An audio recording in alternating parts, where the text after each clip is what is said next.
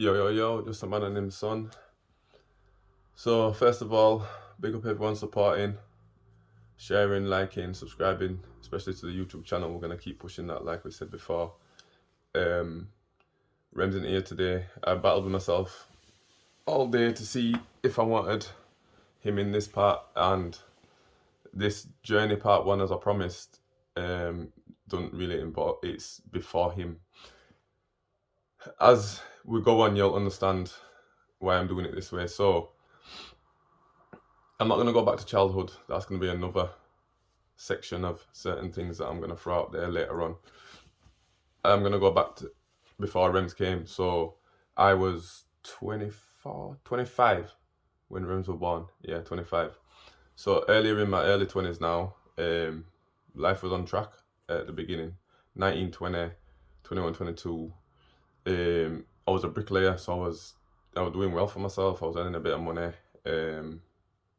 saving money, doing all right, driving, doing all right. And then I remember I went to a site sort of quite far out, and one of the dudes was like to me, "Yo, can you get any weed, any bud?" And I'm like, "Yeah, what do you want?" Like, obviously I blazed, so I was like, "Yeah, what do you want?" It's like, "Oh, wait though." So I'm like, "All right, okay." So I'm like, obviously I know people, so I made 2 phone call. Man are telling me, yeah, you can get this at this price. I've told him a price and made a little change for myself. So I was like, yo, this is all right. This. So I started doing that. But then I realized I could make more money by selling drawers and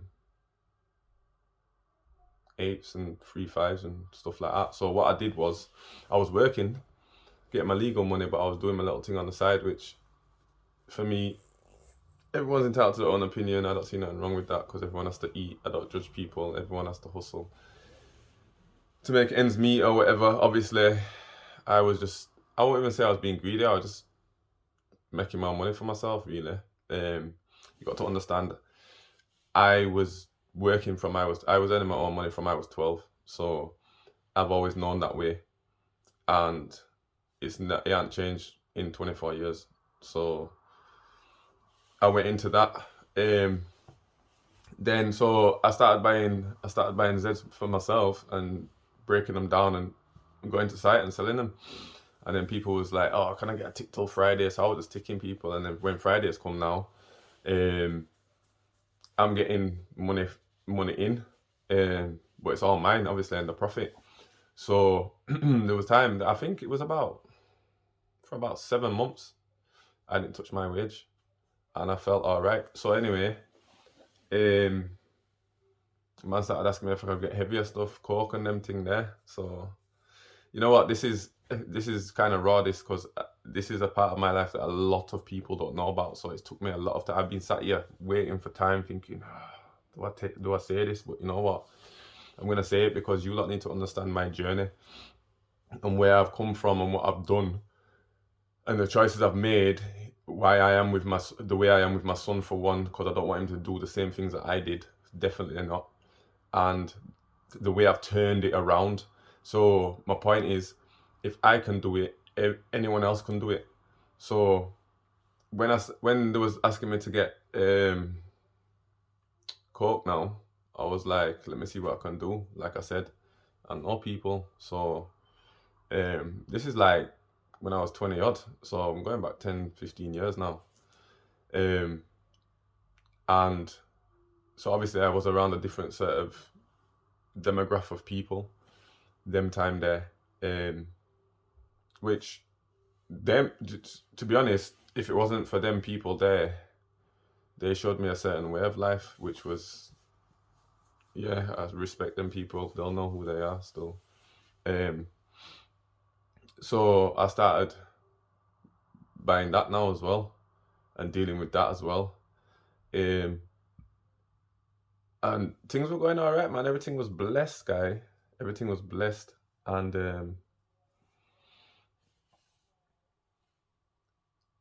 I kept doing it. And then I started getting, not greedy, but I started going out on a weekend now. I started like promoting, yo, I've got this. So obviously I'm doing my thing in town now. I was a man about the town. Everyone knows who knows me from Huddersfield. I was always out in town doing my thing, always raving and dancing and drinking and whatever. Yeah. But I was doing my thing on the side. A lot of people didn't know. Like I said, this is tough for me to explain. You get me? Because I'm kind of bringing up old stuff that I sort of buried. See, I've got enough tattoos, yeah. And a lot of people have asked me why I've got this tattoo here. It says Roopster, yeah, and asked me why I covered it.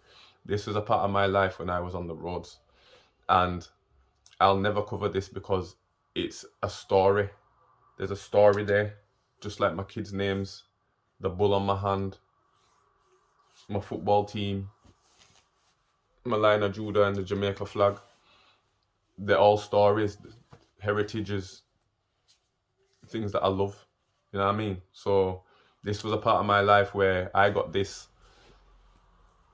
And to be honest, Mum was just rolling one day and we just randomly just jumped in the car and said, yo, should we go get a tat? And we went and dealt with it. It was just madness. We hadn't slept for like 3 days. We was out partying and doing all kind of craziness. But one thing I never did was ever touch any Class A's. I've never ever took any drugs. I smoke weed. That's it. So yeah, it's sort of 1 second. Apologies. So yeah, like I said, I bun weed and that's it. So bricklaying now, I was doing my thing. I had my own little gang, was building up houses and all them thing there. See, I've got a couple of skills that people don't know as well, legal skills that took me far in life. This is why I teach my son to be book smart and street smart, because that's how you survive, in my opinion, in my experience. So now, bricklaying slowed down, jobs were coming in scarce, things weren't going in, but I still had the weed line and the coke line.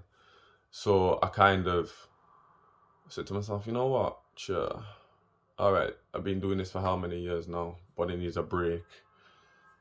I've got enough money to I can take a few months off without working. I can sit back and just chill, recuperate, go gym, do this, do that. So that's what I did, but I was still running the lines. But then that wasn't enough for me. I wanted more money. Boy, like I said, none of this is scripted. So if I go silent, it's because I'm trying to word how I'm gonna word this without it sounding raw as hell, but it is raw as hell. That wasn't enough for me, so I got into heavier stuff. The real Class A's heavier stuff now, so I'm on road properly. When I say on road properly, I'm talking up and down, in and out, madness, driving up and down, dealing with fiends. Horrible job. Had its benefits. Obviously, they used to thief things and come and say, yo, give me and you could get a thing or whatever. But as bad as that sounds, but this is what I'm saying. That mentality at that time, that's what you saw. You know what I'm saying? Like now, I look at it and think, why would I want that for my son? Hell to the no. So I'm dealing with that now, and I'm just on the road all the time. I used to make profit a day around £300. Might not sound a lot, but you work it out over the years, it was a lot of money. Saved some, spreed enough, did up my yard, all of them thing there with it though as well. So I got into that. I was into that for a couple of years, and then Rems's mum said to me, I'm pregnant. So that just changed my whole concept straight away. I was still doing my thing up until I think it was the 3-month scan.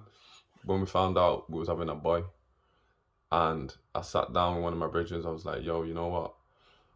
I can't do this no more. This little kid that's coming is gonna be looking up to me. What kind of way of life am I showing him? So I put down the thing. Now, listen to me. That decision there was one of the hardest decisions of my life. Obviously,